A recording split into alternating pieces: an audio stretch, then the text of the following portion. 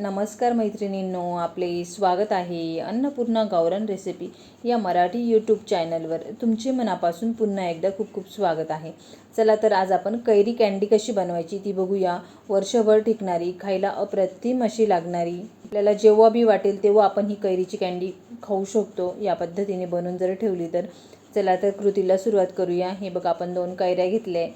कैऱ्यांना स्वच्छ धुवून घ्या. धुवून झाल्यानंतर त्याचे देठ काढून घेऊया व एका शॉर्पनरच्या साहाय्याने सर्व कैरीचे साल काढून घेऊया.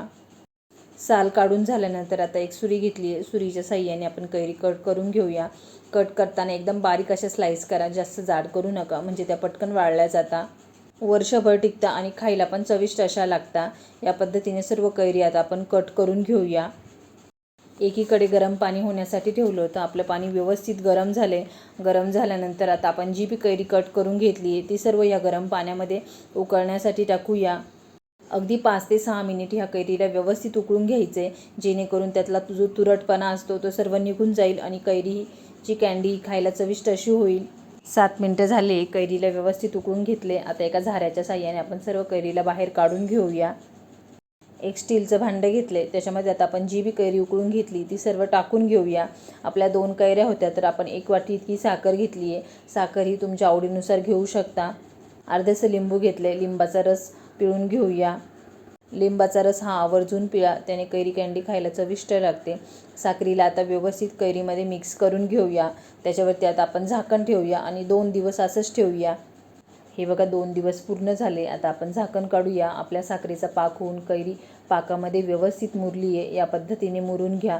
तिला आता व्यवस्थित मिक्स करून घ्या. आता आपण एक चाळणी घेतली आहे. चाळणीमध्ये ही सर्व ओतून घेऊया, जेणेकरून सर्व पाक हा निचरला जाईल आणि कैरी ही वरती राहील.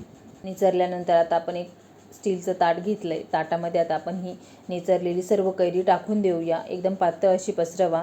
पसरल्यानंतर आता आपण तिला कडक उन्हामध्ये 2 ते 3 दिवस वाळून घेऊया. जितकी व्यवस्थित वाळल्या जाते तितकी खायला चविष्ट अशी लागते.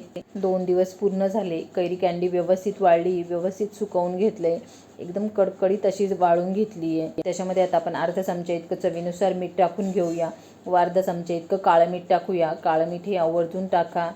त्याला व्यवस्थित मिक्स करून घ्या. मिक्स करून झाल्यानंतर आपण एका काचेच्या बरणीमध्ये भरून ठेवू शकतो व वर्षभर जेव्हा बी पाहिजे तेव्हा आपण खाऊ शकतो.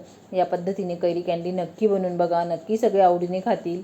आवडल्यास लाईक, शेअर, सबस्क्राईब नक्की करा व जिभेला पाणी सुटणारी कैरी कँडी एकदा तरी बनवून बघा. एकदा जर बनवून ही कैरी कँडी जर खाली तर तुम्ही दरवर्षी कैरी कँडी बनवशाल. नक्की या पद्धतीने बनवून बघा. चला तर भेटूया अशाच एका नवीन पुढच्या रेसिपीसोबत.